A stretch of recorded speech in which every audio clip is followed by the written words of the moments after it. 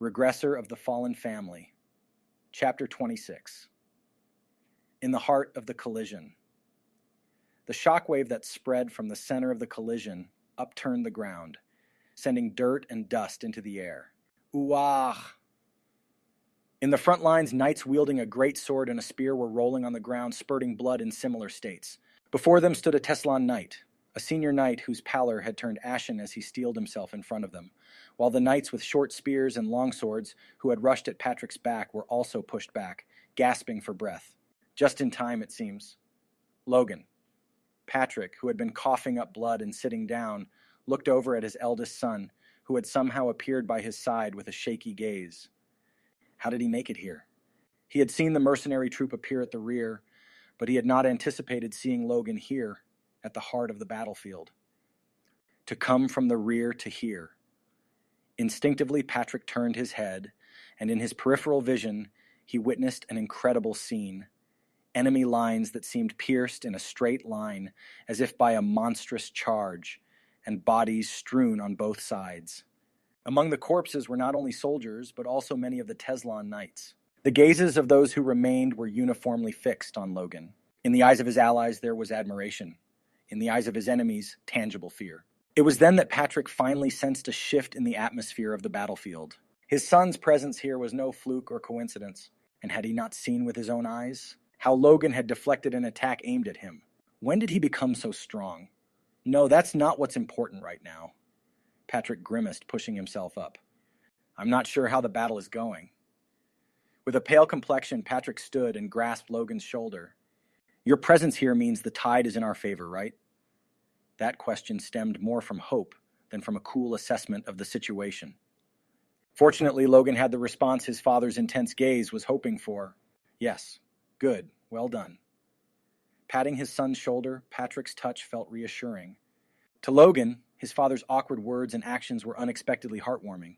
Sir Raoul, a senior Teslon knight, gripped his trembling hand and forced himself to maintain composure. The internal injuries from blocking Patrick's lance charge, along with the wound in his side, were getting progressively worse, but there was no time to attend to them. Rix, Trumble, get ready, quickly! His growling voice focused the attention of his two subordinates who were spitting blood at the edge of their mouths. Patrick McLean was no longer a big concern. He was more wounded than Raoul from the collisions and cumulative damage. There's no time. You four, take that man. I'll handle the Baron. What mattered was the assailant who, with a single stroke, had deflected the combined attacks of Pannon and Ramston, knights who had rushed at Patrick's rear. Even more baffling was that the enemy seemed hardly in his county 20s, a young man reaching the ridiculous extremes. Does that even make sense? A man in his county 20s deflecting the simultaneous attacks of two intermediate-grade knights, when Raoul was that age. 20-odd years ago, he recalled the days spent toiling to become a knight, spinning his head to discard the distracting thoughts. None of that mattered anymore. This man will die here. A lowly burst of jealousy unconsciously turned into a murderous intent that exploded. However, Patrick scoffed at his enemies, who were emanating killing intent. Of course, his injuries were not light. His left side was soaked with blood, and with each breath the pain was sharp, and the taste of blood continually rose in his mouth.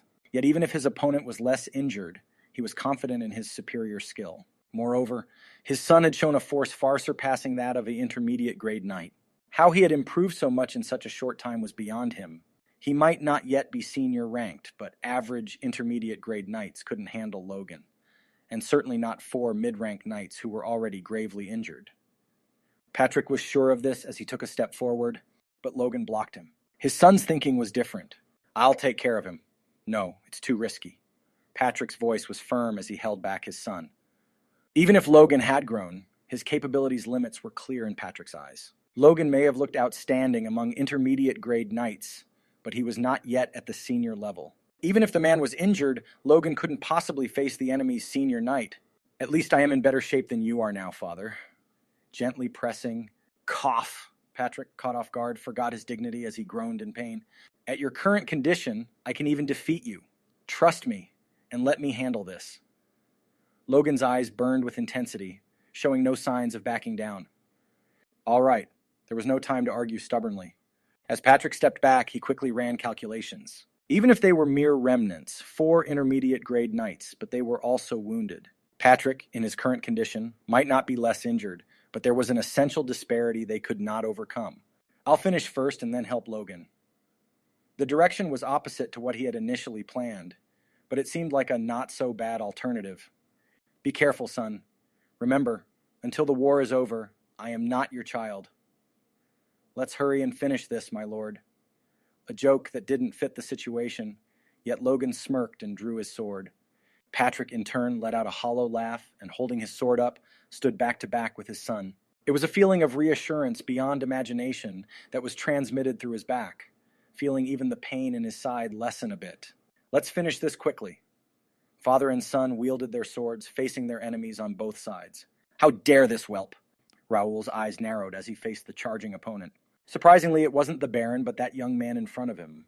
The force that had blown away the intermediate-grade knight was certainly useful, but he was not a match for himself. Raoul was also at the senior level, and even his mere presence could be intimidating. A mid-ranking force user at best. He has superior physical abilities, but he was not a match for Raoul, a senior-ranked knight. But during the clash, the moment his red blade crossed with the enemy's golden sword, boom, cough, coup. The one who was pushed back further was him. What? This was unfathomable. The difference in levels was not merely about strength and speed. Even with the same power, the efficiency in harnessing it and the sheer force it could bring to bear was precisely the difference in level. Even accounting for his own injuries, considering the enemy's strength and level, the young man was not someone who was a match for him. The kid must have pushed himself too hard. That was the only conclusion Raoul could accept. He gathered his strength for the next clash. Boom! But as their swords crossed, the shock along with the surging blood indicated his inner organs had been hit hard. However, Raoul, pushed back by the recoil while smirking bitterly at the whelp, couldn't afford to show weakness. Swallowing hard, the forcefully ingested blood aggravated his internal wounds.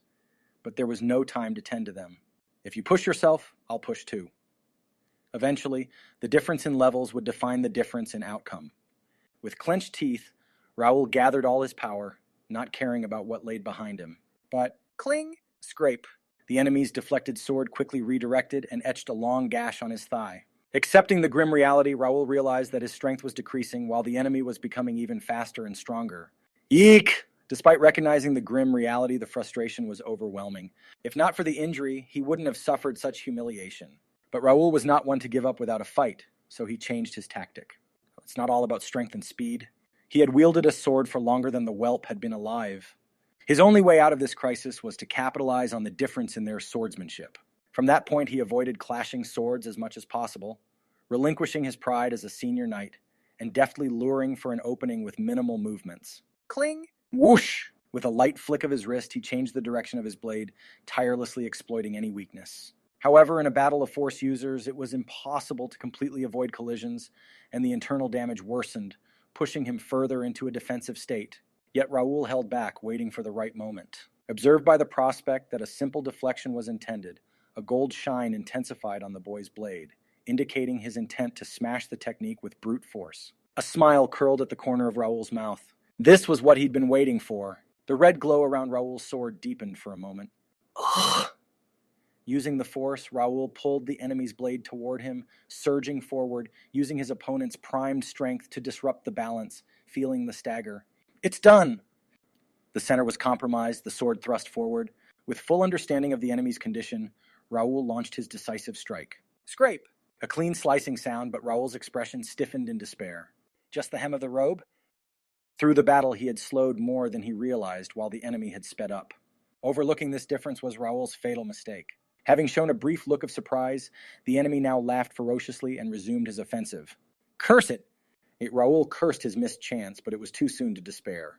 The swords clashed again, and he gritted his teeth, employing the same tactic once more. However, the opponent was not naive enough to fall for the same trick twice. Die!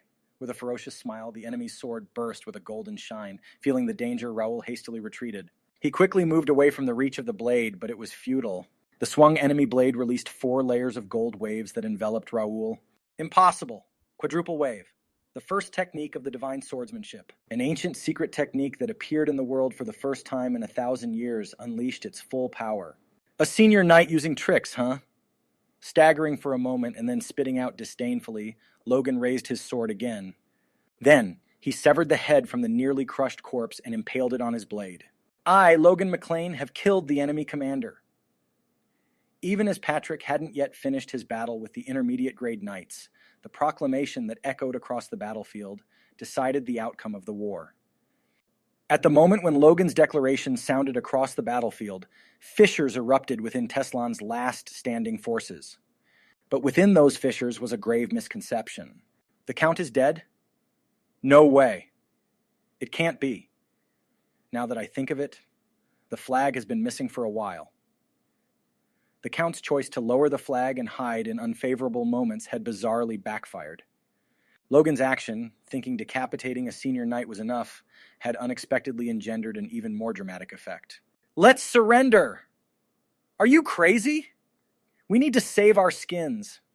Faced with the increasingly dire situation, even the most loyal soldiers who hadn't fled and fought to the end became chaotic as their focus of loyalty vanished. Let's surrender! Don't attack! More than half of the remaining Teslon forces, numbering less than 3,000, declared their surrender on the spot, dropping to their knees.